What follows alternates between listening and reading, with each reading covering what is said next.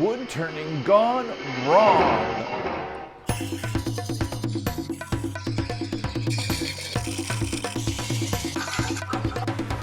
Hi, I'm Kent and welcome to Turn a Wood Bowl. Today we're going to talk about something a little bit negative. I usually keep this channel positive, but we're going to talk about wood turning gone wrong. Thank you, Ryan. We can learn a lot from our mistakes, and that's what this is all about. It's going to be somewhat negative, but actually we're going to learn and we're going to have a lot of positive benefits from learning from the mistakes that can be made while creating tenons. The tenon, which connects a bowl blank to the four-jaw chuck, is super critical to get just right. We want that to be constructed perfectly so that it seats properly on the four-jaw chuck and we don't have any issues and our bowl is held securely in the four-jaw chuck. However, especially when we first start out, or if we have bad habits that don't get corrected, it's very easy to be making the tenon incorrectly and have issues. And I'm going to show you 5 examples of tenons gone wrong.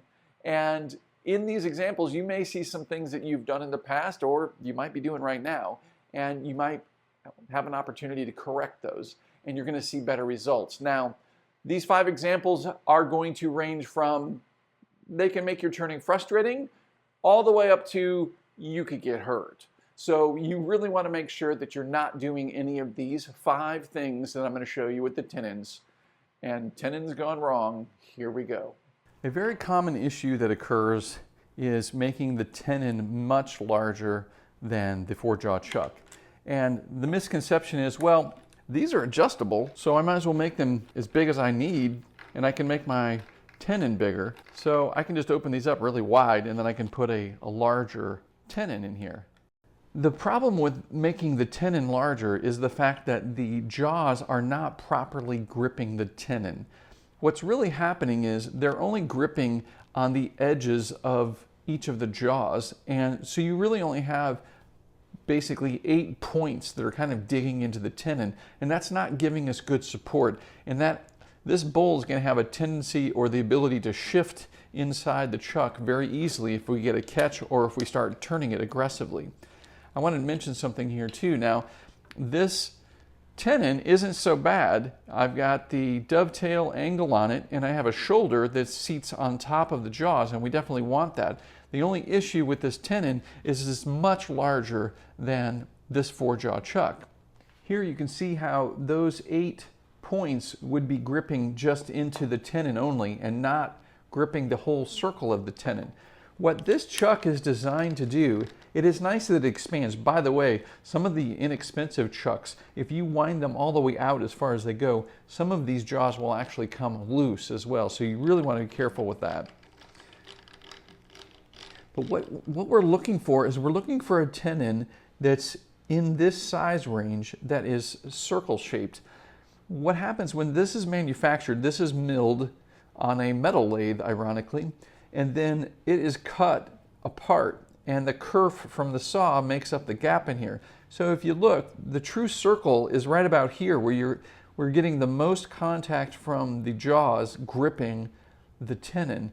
And you really don't want it to be clamped all the way down, because now you see it's almost a square shape. This is smaller than the circle for the tenon. So the tenon size needs to be sized for approximately this position of your chuck. So you can measure across the jaws here and create a tenon about that size. Now, if you're turning really wet wood that you know is going to shrink and contract, you may want to make your tenon just a little bit bigger, but nowhere near the size that I illustrated here. You wouldn't want to make a tenon this large for this particular size jaw. Let's take a look at our next tenon gone wrong. Here's a tenon that has a dovetail that matches the inside of the dovetail jaws, which is great. It has a flat shoulder top, which we want, but there's an issue with it. Do you see what the issue is? Let me go ahead and mount it into the chuck and see if you see the problem.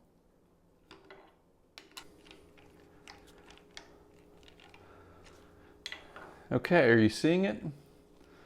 Well, I'm going to take this piece of this sanding disc and I'm going to show you something. You see where I'm placing this? I'm actually able to slide this down in between the top of the jaws and the wood. Well, you might be thinking, the jaws are holding on really good, and that's a common misconception. It seems as if all of the strength, the holding strength for the 4-jaw chuck is in the jaws. If the jaws are gripping it, then you're fine. Actually, it's a combination. In order for the bull blank to be secure and be held on the chuck, you need the gripping force of the jaws, yes, but you also need the stability of the flat top shoulder of the tenon resting firmly on top of the jaws, on the flat portion of the jaws. And if there's a gap in there, and this happens to have an even gap around it, but if there's a gap anywhere, that tenon is not made properly. In this case, the tenon's too long. The tenon is bottoming out in the chuck. We absolutely do not want that. That tenon should not be that long. It should only go about halfway into the jaws of the chuck, and it should never bottom out like it's doing. Because it's bottoming out, it's not allowing the shoulder up here to rest properly on top of the jaws. Now, let's take a look and see what happens when we turn with the bull blank like this. Okay, now I haven't trued up the outside of this, so there's a little bit of wobble in here. Let's go ahead and start coring this out.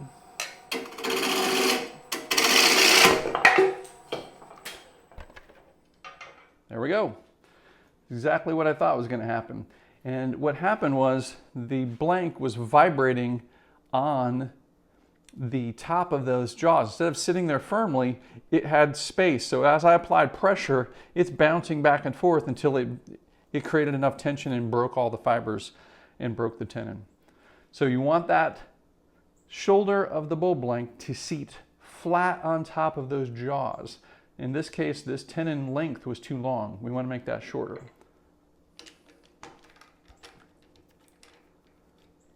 Tenon gone wrong. Our next tenon gone wrong is, it looks pretty good. We've got a dovetail angle on it. It's sized appropriately, the diameter of it's sized appropriately for this particular chuck, except there's something missing. Do you see what might be missing? Well, let's go ahead and mount this and take a look and see what happens.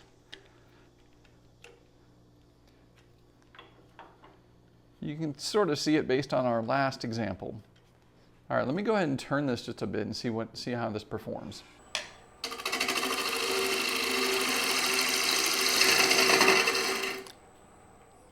Okay, did you see that?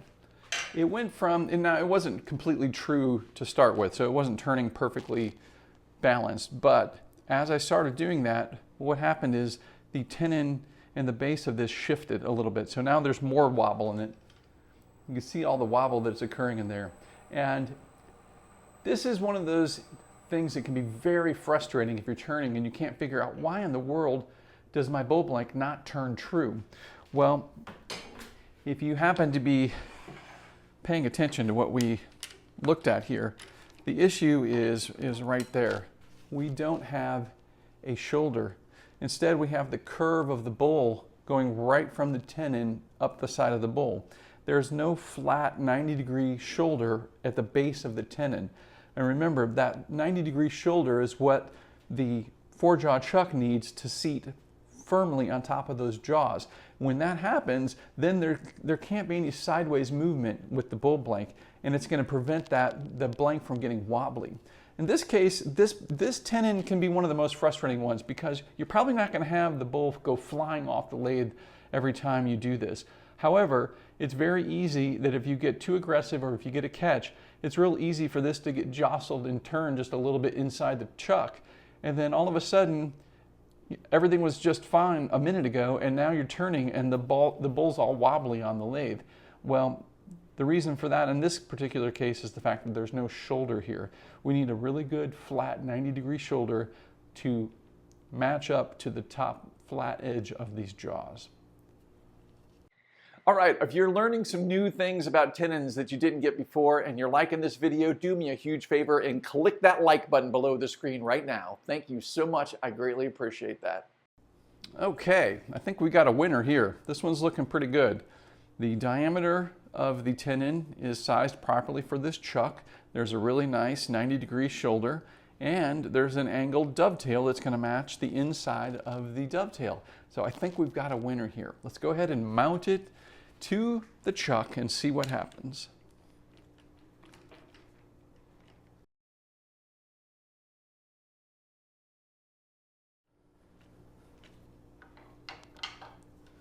Okay, do you see the problem? I'm seeing a problem. This is almost like our second tenon gone wrong. I'm seeing a gap there again. There's a gap between the jaws and the top of the shoulder, but why? Wait a minute, let me take this off and take a look at it again. Okay, I've got the angled dovetail and I've got the flat top for the shoulders. Why is there a gap? Well, I'm going to show you. Here's the gap. And see that little material right in between here? Let me get something to point to it with. Okay, so right in here is our problem. I call this the dirty corner problem.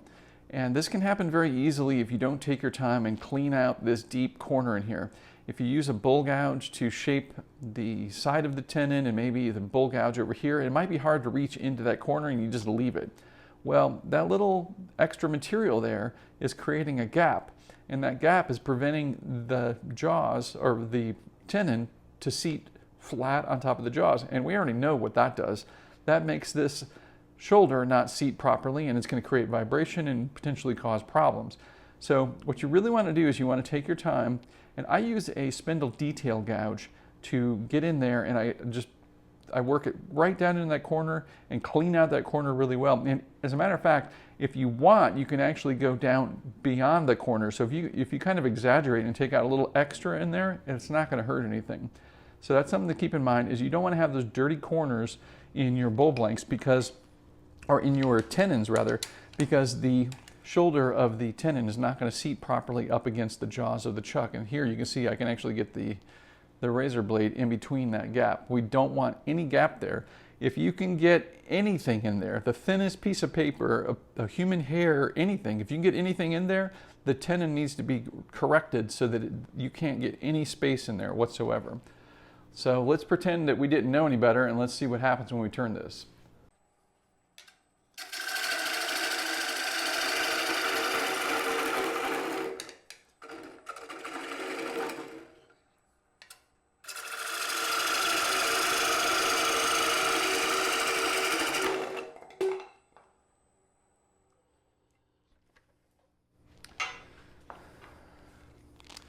There we go.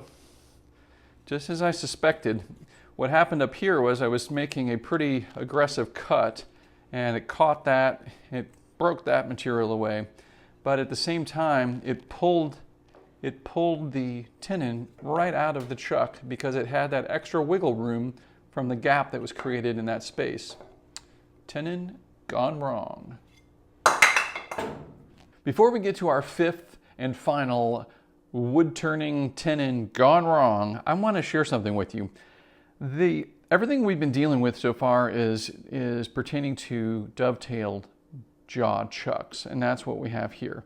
And the dovetail has to do with the inward sloped angle both on the outside and the inside, and that's used to grip the tenon properly and prevent it from sliding out. Now, there are also serrated jaws. Now, I don't have serrated jaws for turning bowls. I've used them before. I hate saying this because I know some of you guys have purchased these and have these, and it can be frustrating to have spent money on that and find out somebody's saying that they're not so great. If they work for you and you can turn bowls with them, great. Then keep using them and it's fine. There's nothing wrong with that. I have a set of serrated jaws here. They're pin jaws and they're used for smaller spindle work. And with these, you typically have a piece that's deep down in there and you're really not using the tips to grip too much onto the piece. My experience of using serrated jaws for bowl chucks or larger four-jaw chucks has not been favorable. I've had many times when these serrated jaws let go of the tenon, and even if doing everything possible to make the tenon proper, I still have frustration with it. And I get it. If you can use these and they work fine for you, that's fantastic. All I'm saying is that personally, I prefer the dovetail jaws that we've been talking about here. I just want to let you know there's a difference between dovetail and serrated jaws. Now we come to our final of 5 wood turning tenons gone wrong. And if you just look at this, you can see there's a lot going wrong here. The diameter of this tenon's probably about the only thing that's going right for this tenon. It's shallow, it's not going to touch the bottom, so I guess that's going for it too, so it's not going to bottom out. But if you look at the angle on this, the angle is actually the opposite way of our 4 jaws. It's tapering outward or inward, so it's not going to be gripped properly by the dovetails, plus there's no shoulder. Now, if you were to turn bowls all the time and you were to finesse your tools and you knew how much pressure you could put on a bowl blank like this without breaking that tenon or without moving the bowl blank, you could theoretically turn bowls like this with the tenon like that. Is it the best way to make tenons? No. And let's go see what could happen. Now, keep in mind, you would have to have very, very good tool skills, and you would have to not have any catches in order for a tenon that is constructed this poorly to not give you issues.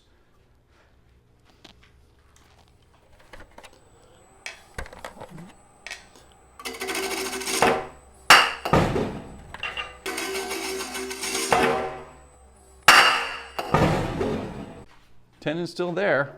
Let's see if I can do it again.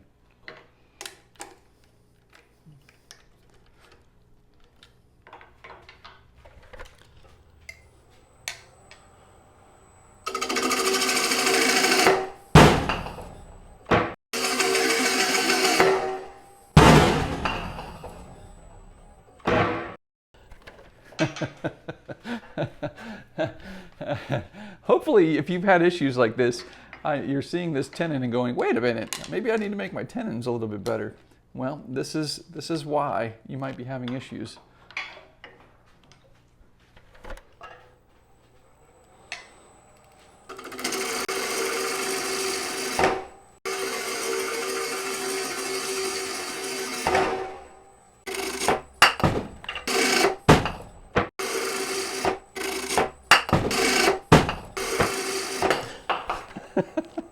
Well, there you have it. There are 5 ways to not make tenons, or 5 tenons gone wrong.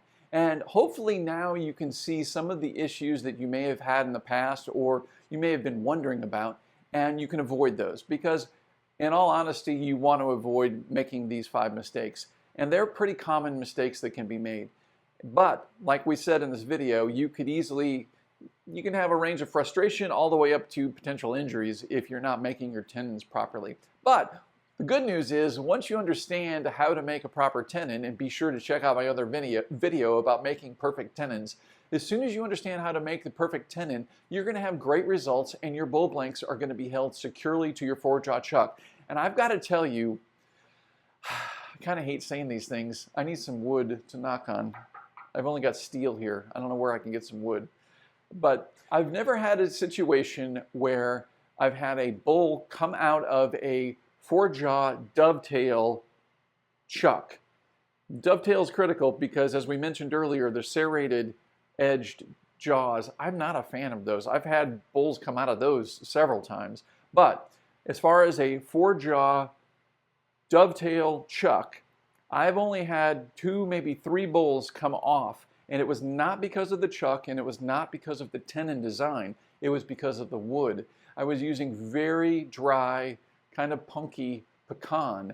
And what happened is essentially the tenon sheared away from the bowl when I got a aggressive cut. It could have been a catch or an aggressive cut. And it was just too much, and it created too much stress there. And inside the chuck remained the dovetail portion of the tenon, and it just separated from the two. And I actually was able to glue them back together and then repatch that tenon and continue my turning.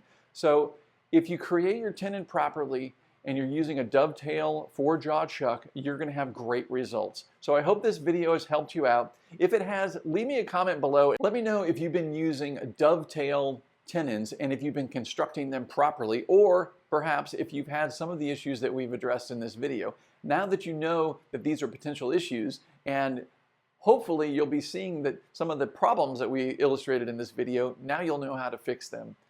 All right, guys, I hope you liked this video. If you did, do me a huge favor and click that like button below the screen. Also, subscribe if you're not already subscribing, and leave me a comment. I always love hearing from you guys. Check out my website, turnawoodbull.com. And as I always like to say, until next time, happy turning.